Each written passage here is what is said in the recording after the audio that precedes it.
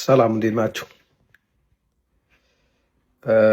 ትላንት የሰጠሁት ሀሳብ የትግራይ ህዝብን ፍላጎት እናግዝ በሚል ባቀረብኩት የህወሓት ደጋፊ የሆኑ ሰዎች በጣም ነው የወረዱብኝ። ያው አልፈርድባቸውም። የተለየ ከሚያስቡት ሀሳብ ውጭ የሆነ ነገር ማስተናገድ እንዳልቻሉ ነው የተረዳሁት። ግን እኔ ህወሓት ይበቃዋል የምልበት ምክንያት የግድ ለትግራይ ህዝብን ብቻ ብዬ አይደለም፣ ለሁሉም ኢትዮጵያዊ ብዬ ነው። ለምን ብትሉኝ የድሮ ተዋህዶ መኖራችን፣ ተቀባብሮ መኖራችን፣ እርስ በርስ መቀባበላችን፣ በአንድነት ተስማምተን ብሔር ምናምን ሳለ የምንኖረውን ነገር እንደገና ተመልሶ እንደሚመጣ ከሚፈልጉ ሰዎች ውስጥ ነኝ። ያ ነገር ደግሞ ሊመጣ የሚችለው ህወሓት ከሌለ ብቻ ነው። ህወሓት ያን ነገር ብቻ እንደ ግብ ያስቀመጠው መለያየትን ነው። ሲጀመር ህወሓት ውለታ ቢስ የፖለቲካ ፓርቲ ነው። በጣም ውለታ ቢስ ነው። የሩቁን ብንተው አሁን የአሁኑን ጦርነት አንደኛ የመጨረሻ ጊዜ ይሄ ቆላ ተንቤን አካባቢ እነሱ በተከበቡ ጊዜ ህዝቡ እንዴት እንዳዳናቸው ነው።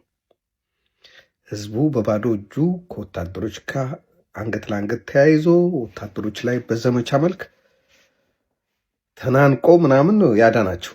ለህዝብ ጥሪ ካደረጉ በኋላ ረሱት። በዛ መሀል የሞቱ ሰዎች ይኖራሉ፣ የቆሰሉ ሰዎች ይኖራሉ። ረሱት። ህዝቡ ለነሱ ሁሉ ነገር ይሰጣቸዋል። እነሱ ሁሌ ግን ተቆናጦ የራሳቸውን ተድላና ኑሮ ማመቻቸት ነው የሚፈልጉት። ውለታ ቢስነታቸውን ለማየት ሌላው ጌታቸው ረዳን ማየት ይቻላል።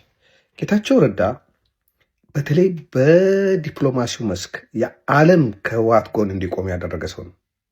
ስለ ችሎታው አደንቀዋለሁ። እውነት ለመናገር ያን ጊዜ እኔ የህወሓት ደጋፊ አልነበርኩም፣ የፌዴራል መንግስቱ ደጋፊ ነበርኩ። ምክንያቱም ካየሁት ነገር ነው።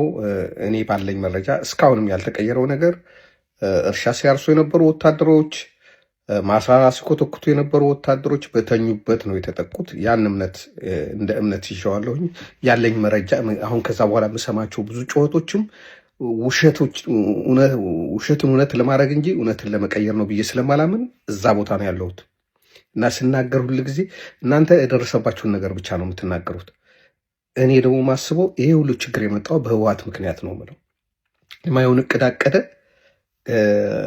መከላከያው ምናልባት መከላከያው በህወሓት ላይ ሊዘምት እቅድ አውጥቶ ይሆናል።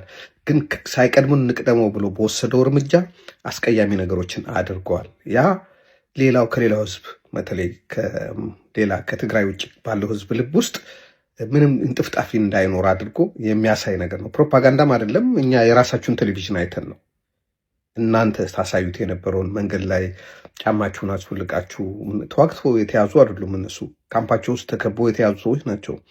ጫማቸውን አስወልቃችሁ በዱላ እየገለጣችሁ ከዳር እስከ ዳር እያዋረዳችሁ ስትወስዷቸው እነዛ የምትናገሯቸው ነገሮች ምናምን እነዛ ነገሮች ነው እኛ ጃጅ እንድናደርግ ያደርጋል። የእናንተን የመንግስት ቴሌቪዥን አይቼ አይደለም እኔ የህወሓትን ቴሌቪዥን አይቼ በዛ ላይ ጃጅ ያደረኩትና የመንግስት ወገን የሆንኩት። ኦኬ፣ በዛ አልጸጸትም። አለፈው። ግን በተፈጠረው ችግር ሰው በመሞቱ ሰው በማለቁ በጣም አዝናለሁ። ምንም የማያውቁ ጨቅላዎች ናቸው ያለቁት። አሁንም ባለስልጣኖቹ አይደለም የሞቱት፣ ወደፊትም አይሞቱም እነሱ።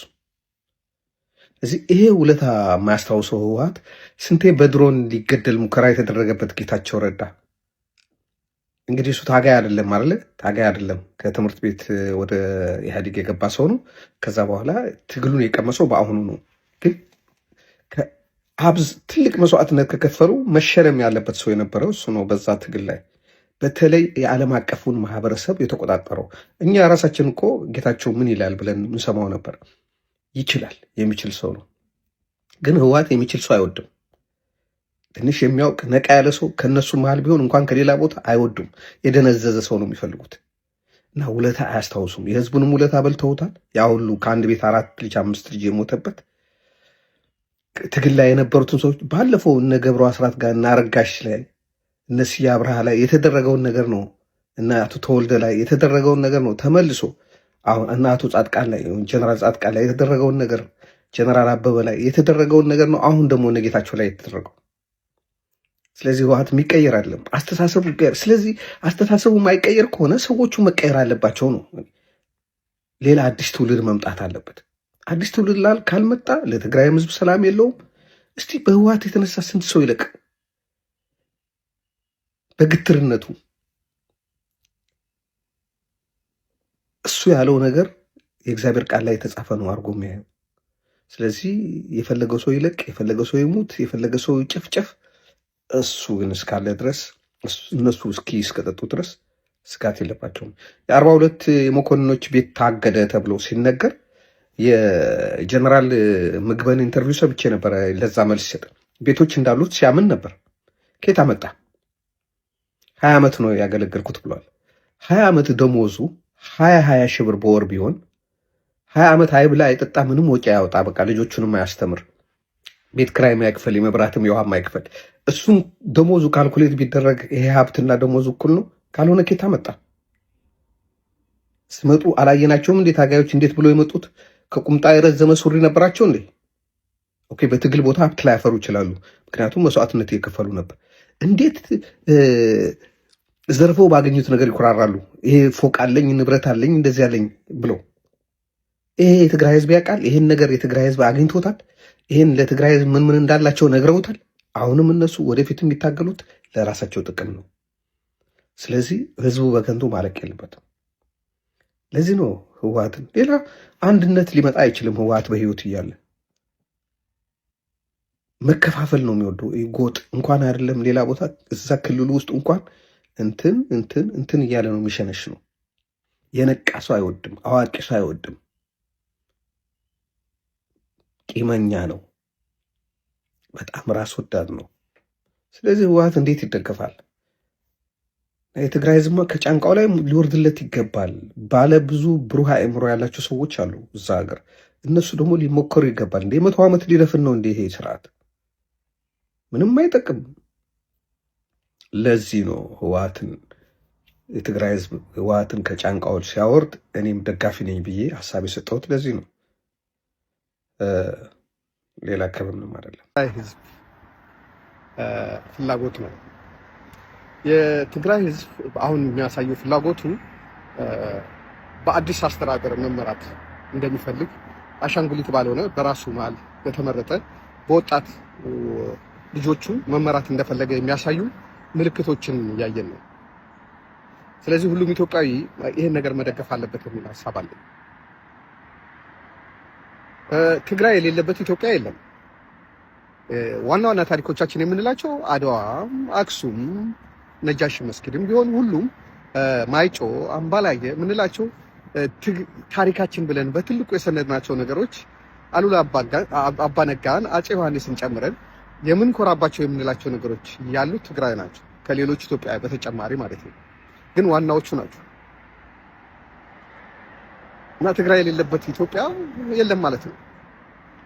እዚህ አንገት ነች ትግራይ። አንገት ላይ ደግሞ አይን፣ ጆሮ ምናምን ሁሉም አካላቶች አሉ አይደል? አሁን ምስሌን ስታዩ አንገቴ ነው የሚታያቸው። ስለዚህ መደገፍ አለብን። ትግራይ ሰላም ሳትሆን ኢትዮጵያ ሰላም ልትሆን አትችልም። ትግራይ ሳትበለጽግ ኢትዮጵያ ትበለጽግ አትችልም። የትግራይ እናት እያለቀሰች ሌላው የመሃል ሀገር እናት ልትስቅ አትችልም። ዳሩ ካልተጠበቀ መሃሉ መሃል ይኮናል ይባላል። ስለዚህ በተቻለ መጠን ትግራይ ውስጥ ሰላም እንዲሰፍንና ህዝቡ የሰላም አየር እንዲተነፍስ ሁሉም ኢትዮጵያዊ ማገዝ አለበት። ህወሓት በፍላጎቱ ስልጣን የሚለቅ ድርጅት አይደለም። ስለዚህ ሁሉም ኢትዮጵያዊ ከትግራይ ህዝብ ጎን ቆሞ በሰላማዊ ሰልፍ፣ በሎጂስቲክ፣ በተለያየ ነገር የትግራይን የህዝብ ትግል መደገፍ አለበት። ባለፈው ጎራ ለይተን በተዋጋን ጊዜ የሆነ ፓርሻሊቲ ይዘን በየቦታው ተንጫጭተናል። ለዛ ላረግነው ነገር መጸጸት አለብን። ህዝቡን የምንወድ መሆናችንን ማሳየት ይኖርብናል። ፓርቲና ህዝብ ድሮም አንድ አይደለም ስንል ነበረ። ህወሓትና የትግራይ ህዝብ አንድ አይደለም። ህወሓት ወይም ኢህአዴግ በሰራው ነገር የትግራይ ህዝብንም መፈረጅ መቆም አለበት። ከዚህ በኋላ ህወሓት ሂሳቡን አወራርዶ መልቀቅ አለበት። ወይ በሰላም መልቀቅ አለበት፣ ወይ ሁሉም ሰው ይህን ትግል በማገዝ ከትግራይ ህዝብ ጫንቃ ላይ ማውረድ አለበት። ከሌላው ኢትዮጵያ ህዝብ ጫንቃ ላይ እንደወረደ ሁሉ ከትግራይ ህዝብ መውረድ አለበት።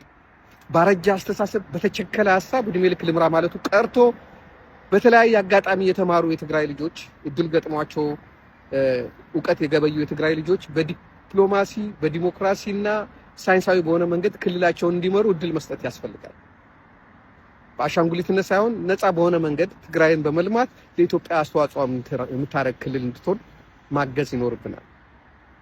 ያለ ትግራይ ኢትዮጵያ በአንድ እግር እንደማነከስ ነው። ስለዚህ ሁሉም ሰው ከጎጡ ወጥቶ የትግራይን ህዝብ ፍላጎት ማክበር አለበት። ወገን መሆናችን በኢትዮጵያዊነታችን አንድ አይነት ህዝብ መሆናችን እንደምናስብላቸው እንደምንወዳቸው እንዲያውቁ እድሉ ስለተከፈተ በዚህ አጋጣሚ ሁሉም ሰው ከጎናቸው መቆም ይኖርበታል ብዬ ነው ማለት። ያለፈ ነገር አልፏል። ጥፋቱ የሚያሳም ቢሆንም የተፈጠረው ነገር ከባድ ቢሆንም ያን ነገር ትተን ወደፊት መራመድ አለብን። ወገንተኝነታችንን ማሳየት አለብን። ፍቅራችንን ማሳየት አለብን።